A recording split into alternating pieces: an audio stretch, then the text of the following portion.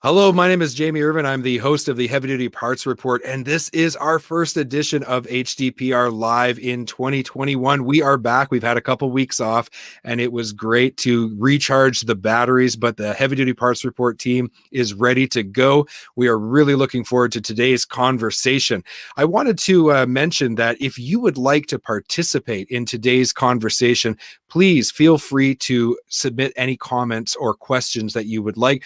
We will do our very best to get you included in today's show. So when you comment, we can bring it up like this. You can actually participate in today's interview.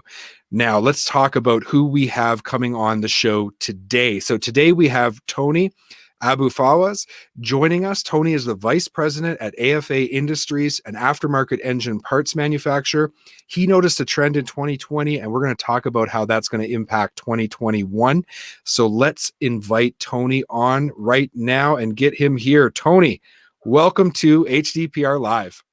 Thanks, Jamie. I'm glad to be here. So when we looked at 2020, I mean, it's a pandemic.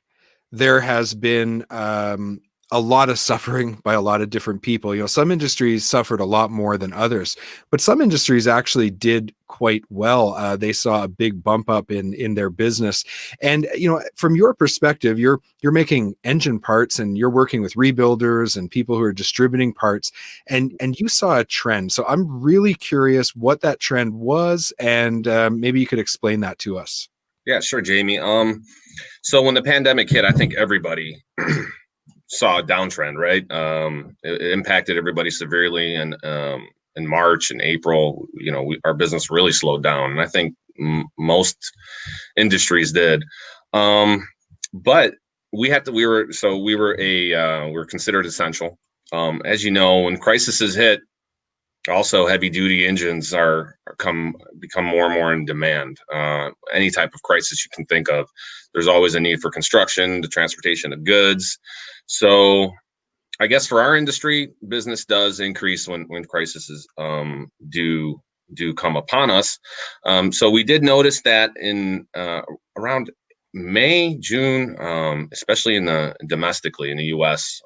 And Canada, I could say, we saw an uptick in demand. And I think it's what was driving that was mainly more repairs were being done on the engines, not enough cash in a lot of the fleet's pockets to purchase new engines, and maybe also a little bit timid, right? Not knowing what's going on. So there was a lot more repair happening, and we, I guess we were on the fortunate side of that.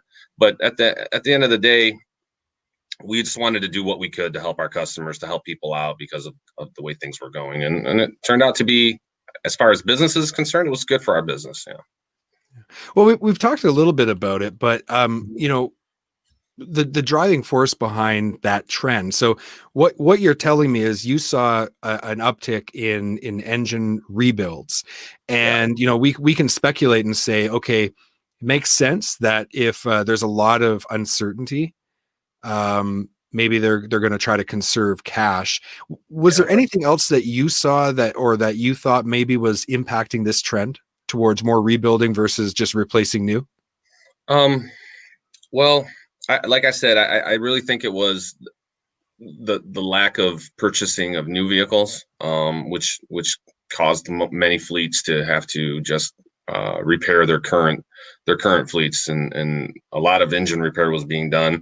At the same time, we're a growing company, so I think, you know, there was kind of a mix of both for us, where we saw, you know, we were already seeing a you know, growth in our industry, in our current business, and I think the pandemic kind of escalated that to a little bit higher level, due to the fact that so many more repairs were taking place and less new vehicles were being purchased. I can't really think of any other driving force besides that. I mean, I know the cost of goods, the cost of transportation has increased, and that's probably substituted for, or did substitute people spending money on experiences, or more or less everything was more or less being. I'm sorry, I'm drawing a small blank, but we, more goods were being transported. Right. Well, people were sitting at home. They were in lockdown. I know Yeah. my whole family's habits dramatically changed very quickly. In the first quarter of 2021, I was on 20 flights. I was flying all over North America, doing business trips, engaging in big events with people, coming home, not even thinking twice. My family and I would all get together on the weekends, right? Big family get-togethers. And then March like 7th or whatever the date was, everything changed. And all of a sudden, my wife and daughter and I don't see anybody new, don't even leave the house. Our how much we spend on fuel, how much we spend on eating out, how much we spend on travel goes to zero, which was great for the savings account. Yeah, exactly. Yeah. So, as individual people's behavior changed, vehicles or commercial fleets that had to kind of accommodate that change, their business models all of a sudden just changed overnight, and they had to adapt very quickly. Well, there's a rise in demand in transportation of goods. There's a rise in demand of truck drivers. There's a shortage of truck drivers today, and I just seen a report recently where it's soaring again. The new truck sales is starting to really soar again. December killed last year's December, and so did November. I think it's on its way to a good, fast recovery. But I also think the demand for goods, the demand for transportation, the demand for shipping product has also gone up due to the pandemic. And I think it's going to stay that way until a full recovery has taken place. Well, that kind of brings me to talking about 2021. So on a past HDPR Live, we had Scott Boltz on. He talked a lot about he did a lot of work to pull together some data that would indicate that we have every reason to believe 2021 is going to be strong. Now, here's an interesting thing, though, from your perspective. So you see an uptick in engine rebuilding in 2020. We see a bunch of new sales on new vehicles right now leading into 2021. What's your feeling on what the trend is for aftermarket parts or rebuild parts in 2021? Well, I think, like I said, I think the recovery is taking place, and it's recovering quicker than maybe many would think. And in our industry, I'm talking about the heavy duty side, the heavy duty trucking segment of things. But I still think there's time to recover. So I think in 2021, the trend will kind of continue with more and more repairs of these, the vehicles that are currently in the fleets, even though more and more trucks will be purchased by these fleets. But I still think a lot more, like I said, a lot more transportation of goods, which is going to drive an increase in trucking, repairs at the same time. And I think more and more people are going to get into our industry because there's a shortage right now for truck drivers, especially. So from your mouth to God's ears, because man, do we ever need that? We have so many people leaving the industry because they're just retiring, they're just aging out, and they've worked 40 years and they want to retire, and there's just such a lack of quality people. One of the things that came to my mind is, as you were describing kind of what 2021 could shape up to, just because we've had a lot of truck sales in late 2020 going into 2021, that doesn't mean that those trucks are just instantly available either. Some of them have to be made, they're made to order. So there's going to be a delay. So there's every reason to feel confident in the strength of aftermarket and reman going forward in 2021. I guess Q2 and 3, time will tell as to the impact of the pandemic and whether or not that shifts us into further lockdowns, or if there is some other, influence that we don't see coming. So it's possible that could be disrupted. But right now, the trend does look to be pretty solid. It looks really solid, especially with the vaccine coming out, with vaccinations coming out. People, and then you got the new stimulus is coming out in the U.S. especially. So I think that's gonna drive an uptick in buying and purchasing and selling. I think our industry is going to be pretty strong and solid. It's robust right now, and I think it's going to continue, especially with the recovery, like we talked about, because it's going to continue to take place. Right. And I think you've kind of touched on a little bit of what some of the challenges we might face, but Yeah. what other challenges do you see coming in 2021 for the industry? Well, there's challenges on all sides. The trucking industry needs drivers and trained mechanics. That's another big gap. So you got a driver's gap, a mechanics gap, and like you said, the baby boomers, right? They're retiring at a record rate right now. Over the next decade, the trucking industry will need to hire roughly 1.1 million new drivers, according to some information that was passed on to me recently, on an average of nearly 110,000 per year. So replacing retiring truck drivers will be by far the largest factor, accounting for over half of new driver hires, which is about 54%. Wow. According to a Department of Labor report, demand for diesel service technicians and mechanics is expected to grow 12% from 2014 to 2024, a pace that is faster than the average for all other occupations. So there's a large gap there. Yeah, and there's a big competition because the millennials, like as the baby boomers exit, it won't be until 2030 that the millennials fully replace all of those people, and the generation in between, there's just not enough of us. I think it's about a 75%. So there's like 25% of the baby boomers that will leave, that there's just nobody right now to replace them with until about 2030. And so this next 9 years, it's going to be a challenge, and so there's a lot of competition globally in every industry for the young talented people, and especially when you think about heavy duty, we're a little bit of a late adopting industry. We're kind of been slow to adopt digital sales channels and things like that, and so we've got to really accelerate that whole process of attracting people. And I often think about, mom and dad, and they're sitting around with their kids, and it's like, Dad, I want to be a doctor, yay, or Mom, I want to be a lawyer, wonderful, I want to work in the heavy duty truck industry. And there's just like crickets, right? The mom and dad's not happy about that. So we've got to do a better job of showing that our industry is a great place for a wonderful career. It really is. And it's also a very important industry for everybody's lives, right? For everybody's livelihoods. I mean, the transportation of goods, as you can see right now, especially when there's a crisis, becomes so vital and so much more demanding.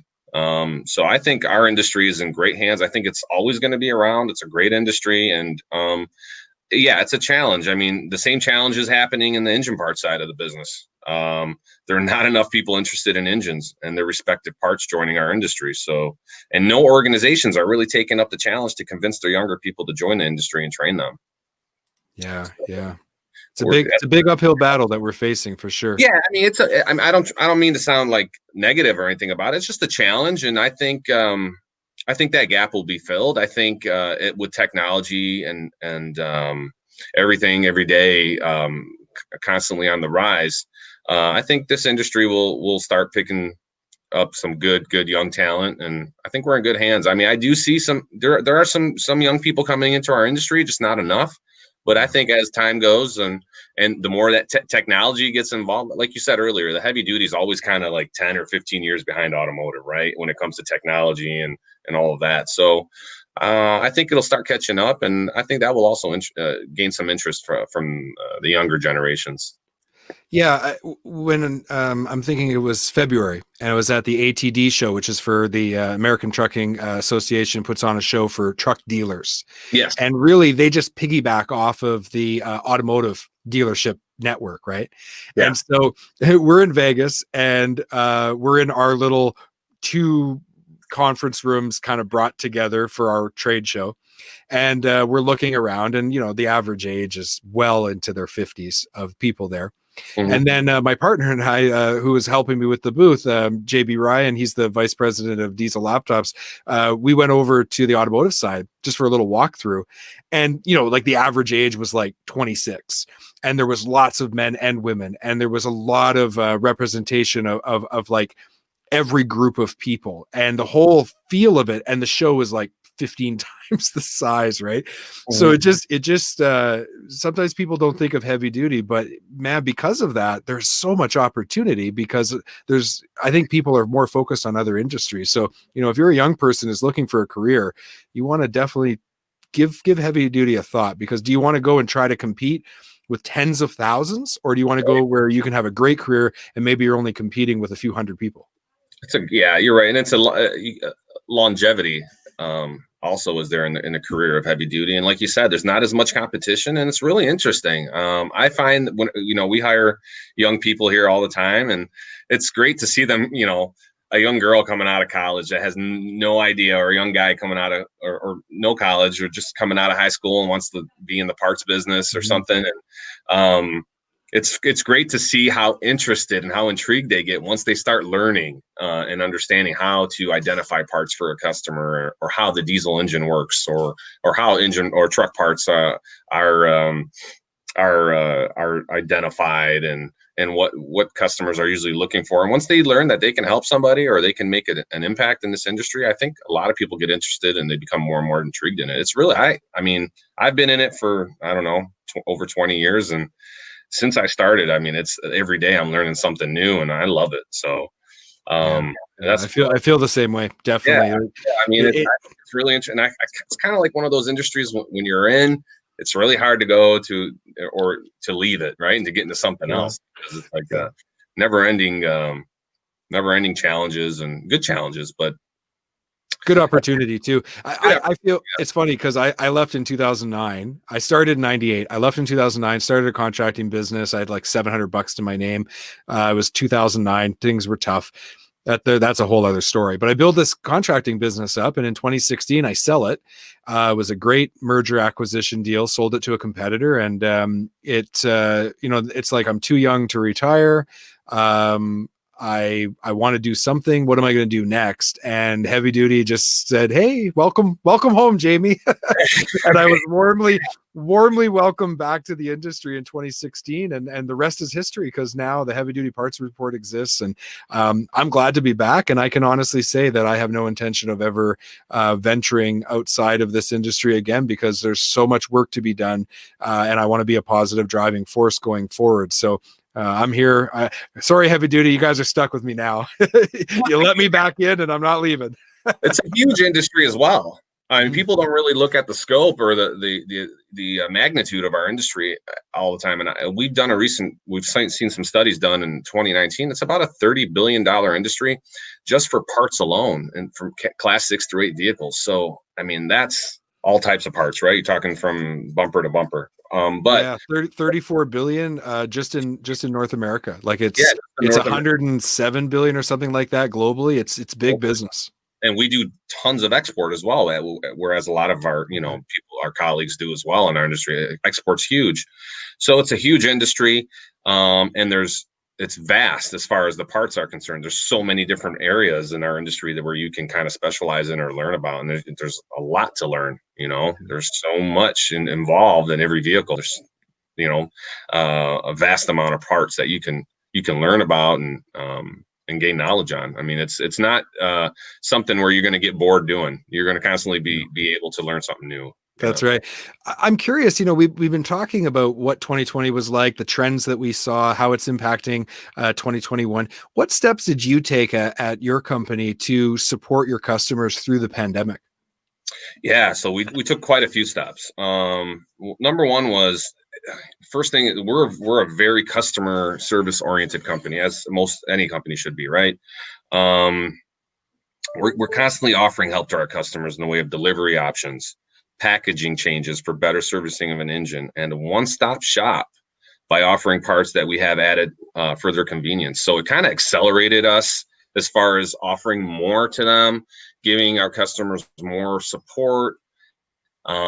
Like I said, a one-stop shop type of deal. For example, we created these diamond overhaul kits that are really great, because you get your in-frame overhaul kit, which is your liners, your pistons, your rings, and your typical and your gaskets and bearings. Your typical basic overhaul when an engine reaches a certain amount of miles, when it needs an overhaul, usually between 600 and 1.2 million.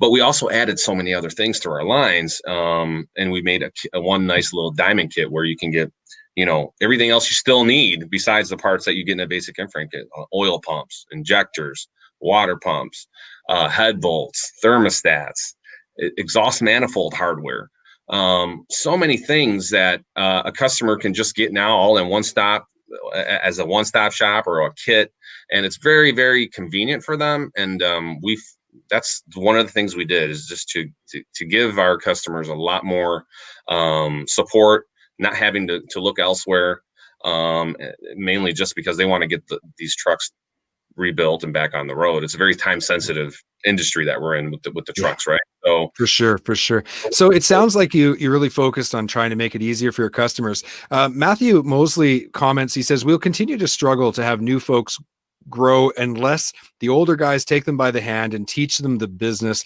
Matthew, we couldn't agree more here at the Heavy Duty Parts Report. But that makes me think of a question, though, to you, Tony. What have you done in your company? You've talked about hiring new people, but what have you done in your company to make sure that knowledge transitions to the newer people who are working for you?